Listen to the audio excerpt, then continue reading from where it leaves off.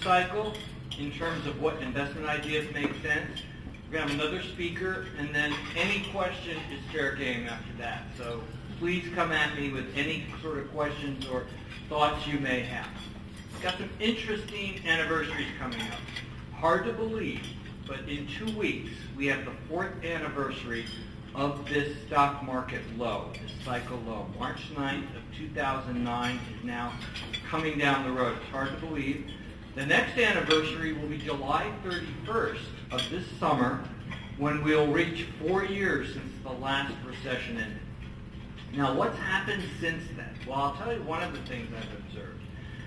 And I have friends who've been exactly like this, that they focus on the election, they focus on Democrats or the Republicans, or the Central Bank of Europe, or Spain and Italy having too much debt, the United States is overborrowed, and they fixated on this, and these political issues became the root of how they would invest.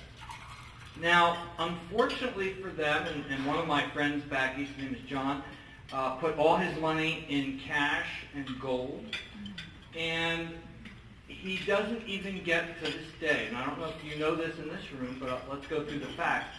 The S&P 500, the main stock market of the United States, is up 121% since that 4 year ago, that deep low of 666 in S&P 500.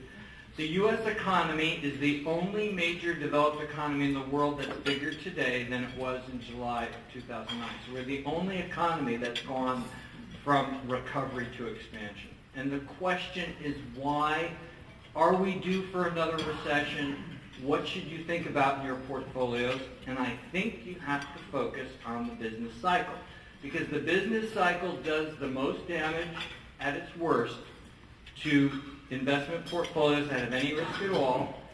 And then, unfortunately for the American public, when the storm passes, no one sees it or believes it, and they get more conservative at the end, let's say, of a recession, and the markets are looking at something very different. And what are the markets looking at? And let me walk you through what's been happening and what I see happening in 2013. Point number 1, look at corporate health. How are U.S. corporations doing in this period we're in now? It's hard to believe, but this is a period of almost a golden age for U.S. corporations. Number 1, they've been reducing their debt. They've been doing whatever they've been doing without debt. Number 2, their labor costs. Labor costs as measured against everything they produce ranks the U.S. now, it's another word for productivity, number 2 in the world in terms of productivity. As a result of that, what's happening? Manufacturing is starting to come back from places like China and Korea back into the United States. What about their cost of capital? A lot of these companies in the 80s or 90s, when the government said, gee, that was really good to have 4% GDP growth in the United States, they were using their balance sheets to go to the junk bond market, to go to the regular bond market, to go to their banks, and they were leveraging, meaning they were adding layer and layer of debt to get expansion. That is not happening today. Very important point.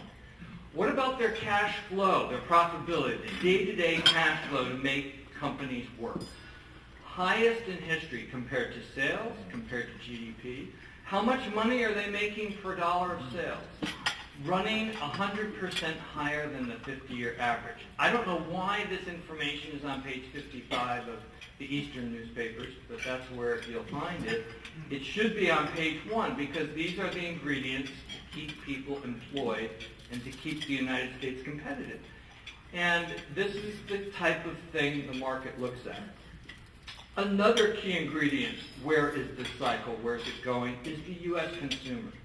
Now, despite all the headlines and the rhetoric of this campaign, well, we don't have enough jobs, people are discouraged, confidence is low, and we're in a mess. Actually, week by week, if you follow the jobless claims numbers, they keep falling. If you follow the employment rolls of the United States across the board in virtually every state, growing slowly but growing. The unemployment rate, sticky high but coming down. What's happening here? Where is the U.S. consumer getting its buying power? Aren't they on their feet? Weren't we told about the new normal where the U.S. consumer would stay home, not go to the mall anymore, and just save money?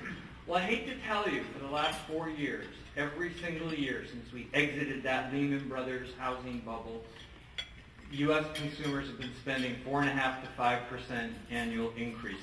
Retail sales, appliances, virtually everything except houses and cars, they've been out there spending. Final demand is actually in good shape. Now, why would that be? Why would it be that way if the labor market isn't that great? We've got 7.8% unemployment. Well, what's happening is, and no one looks at this, but the average work week keeps growing. And if you multiply another quarter of an hour, half an hour, times every worker in the United States, times 52 weeks, times 3% annual pay increases, you suddenly find this buying power was there all the time. And it is finding its way into the system, and that is the final demand that's keeping the U.S. economy growing. Unlike Europe, which is in recession, and Japan, which is trying everything it can to get out of its predicament. So, let's then examine the risk of recession, because I just said these cycles are what will do the most damage to your portfolios, and we know that. Let's take a look at recessions and say, do we have one in 2013, and should we be worried? Number one, there have been 11 recessions since World War II. 8 of them had the Fed at the center of attention raising rates. So the Fed is implicated, probably, if you look at all those events, trying to slow down an overheated economy, using credit to get by and to borrow against the future. That is not happening today. The central bank here, under this guy Ben Bernanke, is telling you we're not going to raise rates this year. On top of that, you can look at the credit formation or debt in this country. Corporations aren't borrowing, and guess what? The U.S. consumer is not borrowing. Their debt to their equity meaning their home value and their financial value, is lower than it was 10 or 15 years ago. So the two biggest pistons in this engine called the U.S. economy are not using debt to get by, and we're still expanding at this point. That's pretty important, because how are you going to get a recession? The usual way you get a recession is the Fed raising rates. They don't want to do it. And number two, we don't have a credit run expansion. So that doesn't seem to be not on Jim Swanson's radar screen this year for a cause of recession. You can get recessions by excesses being burst. And we've got 2 good examples in our recent time period. The last 2 recessions were the bursting of the tech bubble, too much credit, too much capital going into the technology sector. In the 90s, all the way up into 2001, we had to deflate that. And then, of course, the run-up in the housing market, too much credit, CDOs, easy mortgages, the whole bit, running up into 2008 when that bubble had to be burst. If you look around the landscape today, it's pretty difficult to find a bubble out there. We don't have masses of capital going anywhere. In fact, U.S. corporations and consumers have been underspending their normal amount in big ticket items. If there is a bubble, you might look into the bond markets, but then again, the progenitor of that one would be the central bank, who's in league with the government, who actually can print money and get their way out of that, at least for a while. We'll talk about that in a minute. The essence of this business cycle is not being run by credit. The usual causes of recession would be bubbles bursting or the Fed, and we don't see any of that right now. What would be an early sign of a recession coming? One of the most telling and best hurricane warnings for a recession is the decline in corporate margins in the United States. Right now, we're not seeing that either. That usually happens 3 or 4 quarters before the beginning of a recession. We're not seeing it. In fact, margins held up in the 4th quarter of the S&P 2012, running at about double what they have over 50 years. These corporations are managing to do something right, and so far, they're not losing it. And this is in the face of China being in a slowdown and Europe being in recession. So I'm looking at this landscape and saying, I would like to put you on alert if I could find evidence that a recession is coming your way in 2013. And I do not see that. I do not see that. So, give me the positive here. What would make this economy keep going? And why would you want to invest, for example, in equities or in high-yield bonds or in international stocks? Let me go through what the forces of power behind this economic cycle are. And number one, U.S. corporations have been underspending in what we call CapEx, stands for capital expenditures. That's spending on things like computers, software, factories, and trucks. You add all that together, and their spending has been way abnormally low for 2 cycles. And this is also true in commercial real estate. So companies have been very conservative. What has that resulted in? Well, it's resulted in the average age of factories, trucks, and software that can actually measure how old the average installed software base is in these companies, is the oldest, on average, recorded. And the numbers go back to 1962. So roughly 50-some years of history, we're at the lowest amount. At some point, these companies have to spend. And the key to this expansion is when CapEx goes up, and that needle has started to move up. When that moves up, the jobs numbers get better 8 to 10 months after that. I think you are witnessing that happening now. 70% of the economy is the consumer. How are they on big ticket items? They've been underspending on big ticket items too, for reasons we can extrapolate, but we know we can watch it. And to give you an example of that, does anyone here in the room know how old the average passenger car is on the road in the United States today? Anyone want to take a guess? 11 years. You're good. Who did I hear 11 from? All right. Yeah, I mean, it's 11.8, almost 12 years. Unfortunately, I drive a car that's 12 years old, and every year I keep thinking it's time to get a new one. I haven't yet. I'm thinking about it. But at some point, they wear out. Appliances. These are big ticket items for the U.S. consumer. They've been underspending this whole cycle on that. Now, they probably will catch up because people want to go on and live their lives. But here's the real gist of how this cycle goes on. The spending today, as a percent of our GDP accounts on residential homes, is 2.5%. 6 years ago, we were spending 6.5% of our economy building houses. So now we're at 2%. The 50-year average is 4%. So normal expenditure of this whole economy to build houses like right around here is 4.5%. If we just went halfway up to that in 2013, that would add 1.5% to GDP just from housing alone that we didn't have last year. It would overcome what I call the fiscal bump. We ended up with a fiscal bump, not a fiscal cliff, but we do have some problems in the economy brought by the government. It will overcome that. It would actually then ripple through and cause an accelerating economy, which I think you're beginning to see in many sectors now, because the housing market is turning and it's very, very labor intensive. Think roofers, electricians, plumbers. Think of the ripple effects in plumbing accessories, in textiles, carpeting, and drapery, and kitchen equipment. It begins to ripple through. Why would you expect that to happen in 2013? Well, unbelievably, the housing peak occurred now 6.5 years ago. Since then, houses are now the most affordable in history. House prices have dropped in the United States. The population grew by 7 million people. Jobs kept growing, and we didn't build a lot of new houses. Suddenly, what's happened? We're left with only 4.4 months left of inventory of homes for sale in the United States. This is actually one of the lowest in 20 years. The number of homes, existing homes for sale. The same is true of new homes, and the same is now true of foreclosed homes, which is now in 4 states. Declining, declining, declining. When that happens, you get an imbalance of supply and demand, and prices should rise. If economic theory is anywhere near correct. And what is the Case-Shiller Index showing about housing prices? 19 of 20 markets up 4 to 5% over a year ago. It's happening, and now the home builders are coming back in and starting to build again. And this will be the second part of this economic cycle. The first part was manufacturing. The second part will be driven in part by housing. And I think you're beginning to see that now, the numbers continuing to come in very good across the board.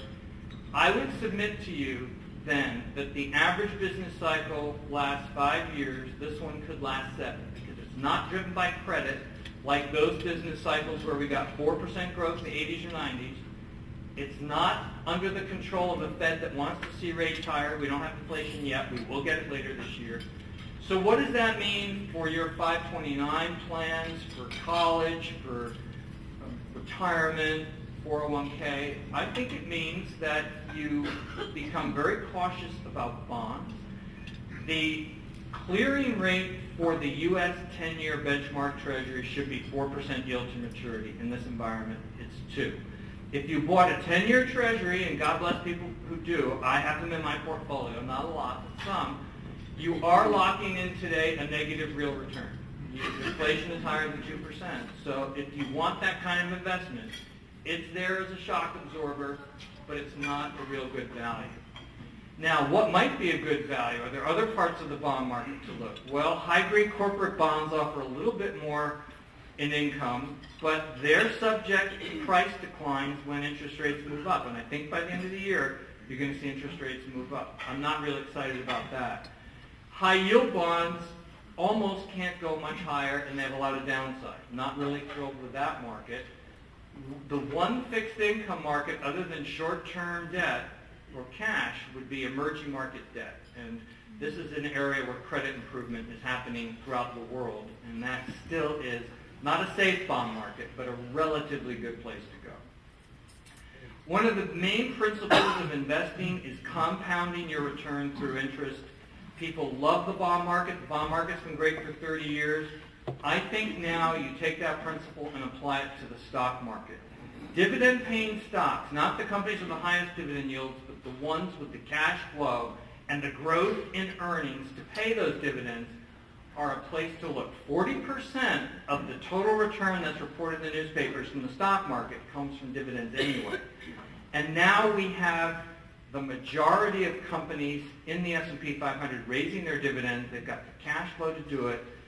I think that's a great place to look. The second thing, and I think this is a very important area to look, is U.S. technology. A lot of people say, well, I don't want to own U.S. tech. Look at Apple. It's down 30%. Forget Apple. Forget Facebook. I don't even understand Facebook. My daughter has 800 friends, and she's never been on TV. I've been on TV, and I have 8 friends. James Swanson, Facebook. Anyway, but no, seriously. I don't understand it. I think they were on MySpace before that. But what about the storage companies and the companies that do the software that connect all of this? These companies trade at 11 times earnings, and the stock market trades at 12, 13 times earnings. Technology has 3 product revolutions going on. They're making 50% higher margins than they were a decade ago. The beta, meaning the sensitivity of the market, has dropped, so they're less volatile than the market. And they trade cheaper, and they're making money like crazy, and they have no debt. And if China comes back online, which we think it is, this sector will do well. And I think it's being overly ignored. Healthcare, you can write this whole sector off, and the Affordable Health Care Act hurts these companies. I don't think so. In some ways, the Affordable Health Care Act helps insurers, healthcare insurers. It helps some hospitals. It helps some of these med tech companies. That sector is trading cheap. And energy. It's our belief that China's coming back online. They are a very inefficient user of hydrocarbons, and they have a massive population that's going toward the individual automobile. Energy is in a mode to continue to grow and do well. I like that sector. Outside the United States, emerging market equities have been trading well below their historic normal price-earnings ratios, in other words, valuation. And we're seeing the emerging market countries starting to come back from a slowdown. And that's because of monetary policy, which is very easy around the world now. So let me summarize it. We'll go on to our next speaker. But number one, look at the facts, look at corporations, look at the consumer, and see how that plays out in the business cycle. And a lot of people have missed this entire cycle because they were focusing on the political headlines and not asking themselves, are corporations healthy? Are they making good products? And are they able to sell those products at a profit? The answer has been yes, yes, yes. What about the consumer? We're not creating that many jobs. Wages aren't going up that fast. Yes, but you've got a very productive workforce, one of the best in the world. Their demographics are almost perfect, and these companies are working them longer hours. And they have less debt service. They are doing okay. Thank you. That is enough to propel this business cycle. You add to that mix a central bank that wants to keep rates at zero. I don't think that makes sense. Someday they'll be sorry. But right now, we don't have bubbles in the private economy, and in that environment, we keep growing, and that means you tilt more toward equities. Equities, stocks that have good track records and good products. I appreciate your time. We're going to go on to our next speaker now, and we can do questions after. All right, thank you, Mr. Swanson. Ms. Jankowski, if you've been making your way to the stage, I'd like to introduce Pat Jankowski, Regional Economist and Vice President of Research for the Greater Houston Partnership.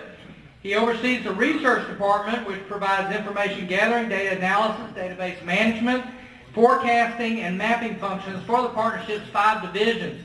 He is currently the president of the Houston-Economics Club and serves on the board of the Washington-based Council for Community and Economic Research, and he received his degree from the University of Texas, so hook 'em horns, right? All right.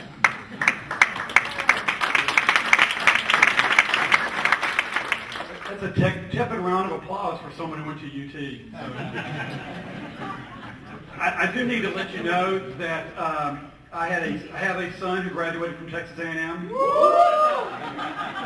I have a daughter who graduated from Texas A&M.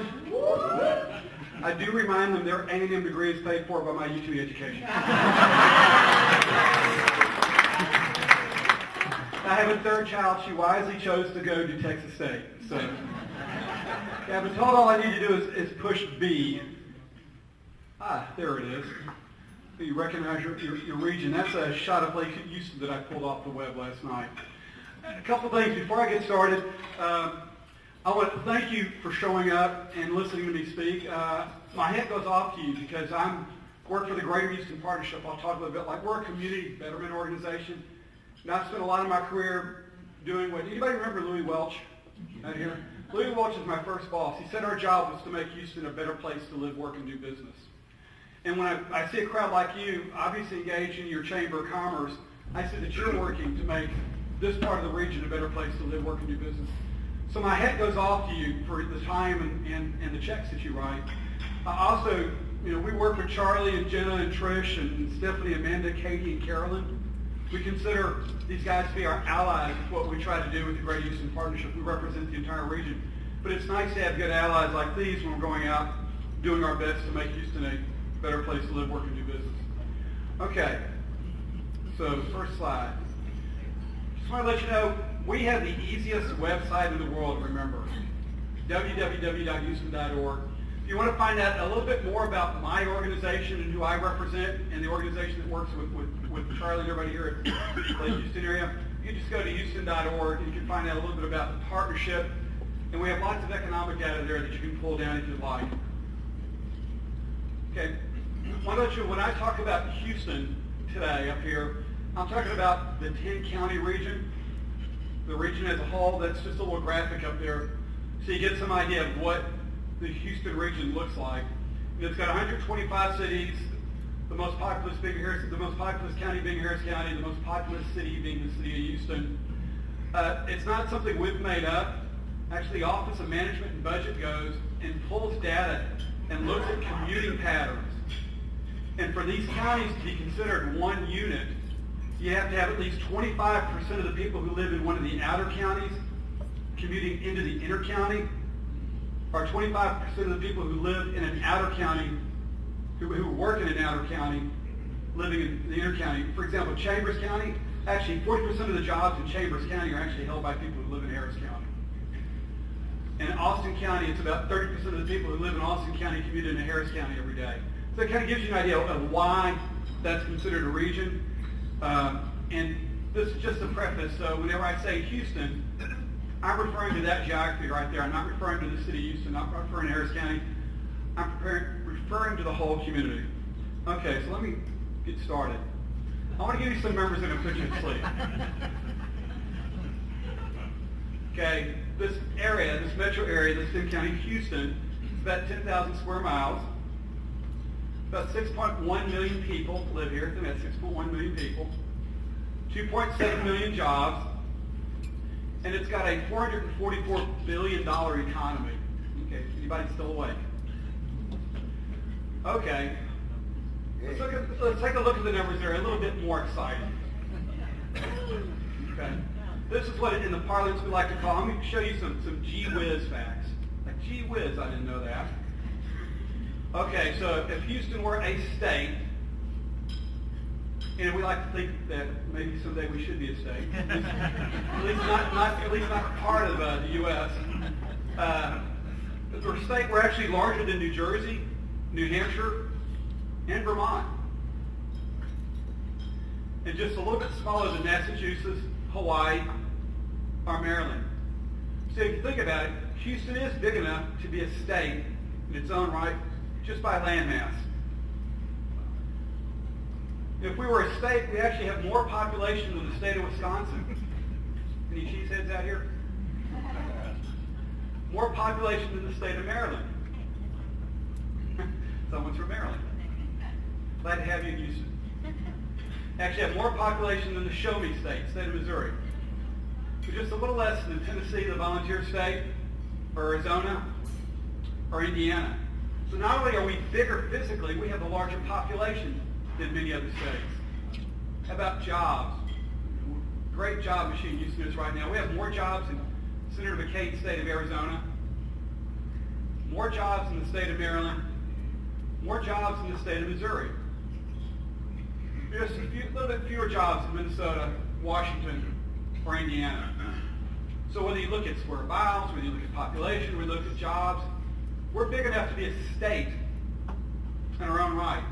This is my favorite slide in the series, and hopefully you'll see why. If we were a sovereign nation, I think I would like to secede? Well, we could. Sovereign nation, our economy is actually larger than that of the United Arab Emirates. We're actually larger than the economy of South Africa. Our economy is actually larger than the economy of Austria. But just a little bit smaller than Argentina's, Norway's, or Belgium's. So carry this to the next logical conclusion. We're big enough where we could be an independent nation. Maybe someday we will be. So if Houston were a state, we'd rank 44th in land mass, 18th in population, 15th in jobs. If we were a sovereign nation, Houston would have the 26th largest economy in the world. Yeah, you can applaud. It's pretty neat, isn't it? So why the geography lesson? Why the geography lesson? I know some of you guys, I said Louis Welch, yeah, I grew up here. I'm a native Houstonian, and so you kind of take things for granted, but even those of us who have lived here a long time sometimes forget just how big Houston is. And that's one of the first things I want to convey to you, that Houston is big enough in its own right to be a sovereign nation, or at least its own state. So let's move on. I gave you some rankings.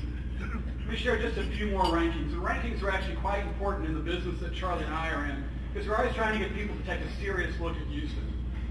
We want them to consider the Lake Houston, Humble area. We want them to consider the Houston area when we're trying to get corporations to relocate or expand here. And when a publication ranks you very highly, that's third-party credibility. And here are just some of the rankings we've gotten recently.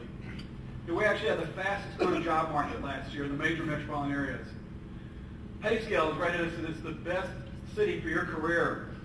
Forbes rated us as the coolest city to live. I'll get to that in a moment. Cities where a paycheck stretches the farthest. We're the top manufacturing city, and this is one of my favorite rankings of all. We're America's best burger city.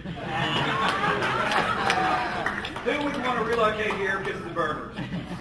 Actually, probably more like the barbecue. So. Okay, let's get back to this. Forbes tops our list of coolest cities. Not only did Forbes rate us the coolest, it was July when they rated us the coolest. And I told you I've got a son out of college, a daughter who graduated in May, a daughter who's in college. And my daughter who graduated in May said, "Dad, how can Houston possibly be a cool city?" And I said, "Well, sweetie, if you're in Houston, The odds are you have a job, and it's not cool to be unemployed. That's right. That's one of the things that Forbes actually looked at, is job creation. So yes, we are the coolest cities. We like to say at the partnership, we're the coolest city with the hottest job market. So let me move on. Houston versus the competition. But does anybody who saw me, who was here last year when I showed this slide, anybody see me talk last year from this group? Okay, remember the one I had with the bars that went across comparing us to the other metropolitan areas? Well, I'm going to kind of build. This is where we are now. We've actually recouped 178% of the jobs that we have recovered that we had lost in the recession. I mean, we've gotten back everything else plus another 78%. There are actually 100,000 more people working in Houston now than worked prior to the recession. Employment is at an all-time high. It's never been this high. How do we compare to the other metropolitan areas? Those of you who remember the chart? Only 2 other major metros. This is metros of the top 20 metros. I put 1 through 10 up there. New York, Los Angeles, Chicago, Atlanta, Philadelphia, and so forth. Washington finally caught up. Dallas about 2 or 3 months ago. But you can see of the major metropolitan areas, major metros, 1 through 10, Houston's far outpacing all of them. It is kind of nice that 2 of the 3 fastest growing metros are in Texas, and I always like to point out that Houston is ahead of Dallas. So that's metropolitan areas ranked 1 through 10 in population. Let's look at 11 through 20. Just as dramatic. You have to double Baltimore's growth to get to Houston's. And you see that the others are struggling to get there. I tell people that Detroit's at the bottom. I say don't count Detroit out. Detroit's going through what Houston went through in the 80s. They're reinventing themselves. They're finding out how to make cars very efficiently and very affordable. You're going to start to see growth again in Detroit. It'll take a little while, but Detroit's going to do fine. So, if economic growth were a horse race, and it's always a competition, Houston's already in the winner's circle. Because we've definitely outpaced the rest of the nation in job growth. So let's move on. Let's talk a little bit about long-term growth. If you think about it, over the last 10 years, the region, Houston region, has added 470,000 jobs since January of 2003. Think about it, that's almost 500,000 jobs. 500,000 if anything is a lot, but 500,000 jobs. Now you can see little wiggles. You can see the slow start at the beginning of the last decade. You can see the big recession in there. But the overwhelming long-term trend is up. Okay, how does that compare to the other major metros? I just put 5 of them up. But New York has created 515,000. Los Angeles has 38,000 fewer jobs than it had 10 years ago. Chicago's got about 21,000, 22,000 more than it had 10 years ago. Dallas has got just shy of 400,000. And the important thing is that, New York's created more jobs, but New York's got 3 times the population we do. Dallas has got 500,000 more people than we do. So we're doing pretty well as a job generator. So, what's been fueling Houston's growth? I'll touch upon a few things real quick. One is foreign trade has been a boon for us. We are doing so well with foreign trade. This is for the Houston-Galveston Customs District. And we talk about the Port of Houston, but there's a port in Texas City, there's a port in Freeport, there's a port in Galveston. I drove by an airport to get here. Yeah, a lot of stuff goes to the airport, a lot of international trade. And you can see the long-term trend in growth is just up. Yes, you can see the weakness in 2009 and in 10. But we're back. If you look at that chart, last year we handled more cargo passed through this region than has ever passed through this region before.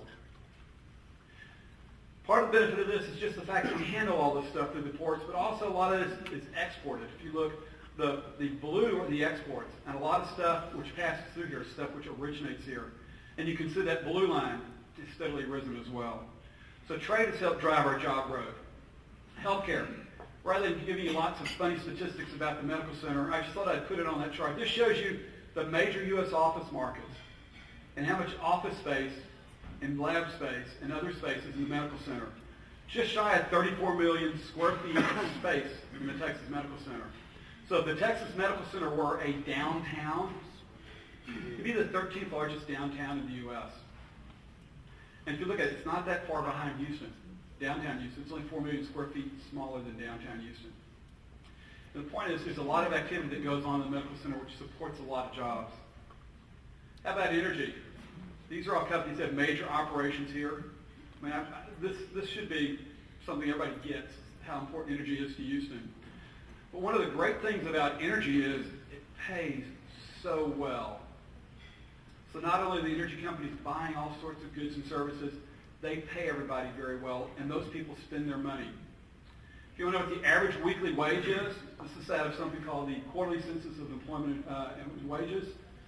Oil and gas extraction, the average person who works for an oil and gas extraction company, that's an exploration company, makes about $3,600 a week, about $180,000 a year.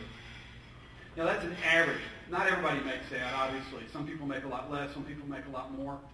But it kind of puts it in perspective. If you look at support activities for mining, i.e. oil field services, or people who manufacture the machinery that goes out to look for oil and gas, that figures out there to be, what's that real quick, it's about $80,000. Compared to all the industries as a whole in Houston, paying about $1,100. So not only is it good to have oil and gas, but they pay their workers well, and those workers spend their money in the region. That helps drive the region's growth. And then engineering. And engineering is one I don't think people appreciate very much. This, I'm going to have to get a little technical on this for you, a little bit nerdy. I may step away from the camera for a moment. I'm being filmed. Maybe I can use the pointer. I hate using pointers. I'd rather walk. I'm going to walk. I'm fading out of film. See this right here? That first column, that's a ratio. If you took the population of the U.S. as a whole, you took all the workers in the U.S. as a whole, for every 100,000 workers, you'd find that there are 22 petroleum engineers in the population. For every 100,000, you'd find there are 5 marine engineers. For every 100,000, you'd find there are 23 chemical engineers. Kind of gives you an idea of what normal would be, or what an average would be. Then look at how that compares to Houston. We have almost 20 times the number of petroleum engineers you would expect, 7 times the number of marine engineers, 5 times the number of chemical engineers. We have 3 times the number of aerospace engineers. We couldn't be supporting all this if it wasn't for the fact that the engineers here are export-oriented. By export, if there's a plant being built in Saudi Arabia, it's probably being designed here. If there's a bridge being designed in South America, the odds are it's being designed here. If there's a gas processing plant going into Indonesia, the odds are it's being designed here, or a big piece of it's being designed here. To just give you some idea of those ratios, we have 18.7 to 1 would be the ratio for petroleum engineers. It's a general rule of thumb in economics that whenever that ratio is 1.8 or above, it's an export industry. So you can see all these areas where we are exporting civil engineering and health and safety and aerospace and so forth. So engineering is a major export. Those are some of the things which support that 470,000 jobs that we've seen created in the region, even taking the recession into account over the last 10 years. So what's the short-term outlook? I'm going to give you the outlook for 2013. The partnership has come out with its official forecast. We released it in December.